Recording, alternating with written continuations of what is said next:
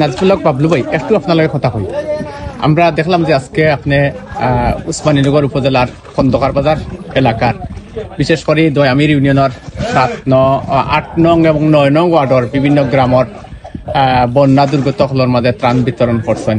তো আজকের এই ত্রাণ বিতরণ আসলে অনেক ক্ষতিগ্রস্ত মানুষ সকলে এই সহযোগিতা পাইছে। তো আজকে এই যে আপনার পক্ষতায় যে ত্রাণ বিতরণ হয়েছে, এই প্রসঙ্গে আমরা একটু ফোকাস আছে। বিসমিল্লাহির রহমানির রহিম। এই ব্যাপারে তো হইল গিয়া যে আপনার মানুষ এই বন্যা দুর্গত এলাকা, যেমন যে এরিয়া আপনার কইলা অনেক অসহায়, যেমন মানুষের বাড়িঘর পানির নিচে, আপনি নিজে দেখতে পারা যে অনেক মানুষ অনেক অসহায় আছে। তারপরে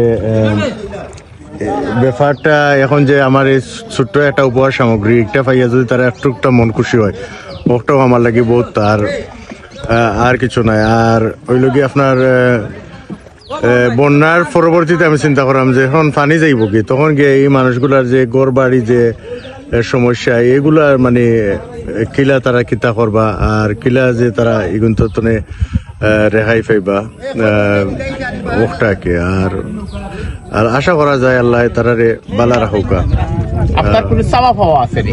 এই যে মানে অনেক সময় মানুষে প্রবাসী হলে নিঃশর্ত দান করুন বা সহযোগিতা করুন, কিন্তু অনেক সমালোচক আছে অনেকভাবে এটারে ব্যাখ্যা বিশ্লেষণ করে। এই ব্যাপারে আছে, অবশ্যই আছে। অনেকে তো মনে করে যে মানে সাহায্য সহযোগিতা করা আর ভিডিও করা বা আপনার কিতাব দেওয়া, ওই জন্য ফেসবুক বা সোশ্যাল মিডিয়া দেওয়া, এটা না দিলে অন্যরা আসলে উৎসাহী হইতো না, আইতো না, আর এই ধরনের পরিস্থিতি দেখতো না। এখন আজকে তো আমি আমার নিজে দেখলাম, আপনিও দেখলাম যে মানুষ কত অসহায় আছে। একটা বাড়ির মাঝে 8টা ফ্যামিলি পানি বন্ধ, 4 ভাই পানি।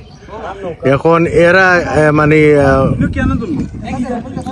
কিভাবে যে কিতা করতো, হুরুতাইন বাচ্চা টাচ্চা লইয়া অনেক অসুবিধার মাঝে আছে।